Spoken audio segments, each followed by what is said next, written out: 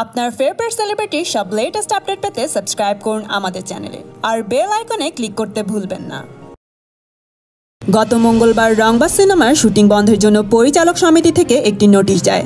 এ ব্যাপারে শাকিব খানের সাথে কথা হলে তিনি বলেন, রংবাজ ছবিতে ৩ জন প্রযোজকের টাকা রয়েছে, অনেকটা শুটিংও হয়ে গেছে, হঠাৎ বন্ধ করে দিতে চাইলে তো আর হবে না। পরিচালক সমিতি এটা করতে পারে না।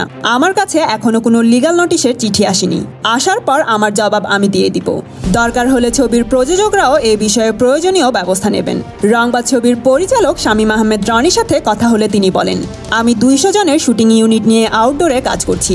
ইচ্ছে করলেই তো শুটিং বন্ধ রাখা যায় না, কারণ তাদের শিডিউল নিয়ে সবাইকে একত্র করে অনেক কষ্ট করে কাজ করছি। আমি পরিচালক সমিতি থেকে কোনো চিঠি এখনো হাতে পাইনি। মাঝপথে এসে শুটিং বন্ধ করা সম্ভব নয়। এখন 5ই মে পর্যন্ত এই ছবির কাজ এখানে চলবে।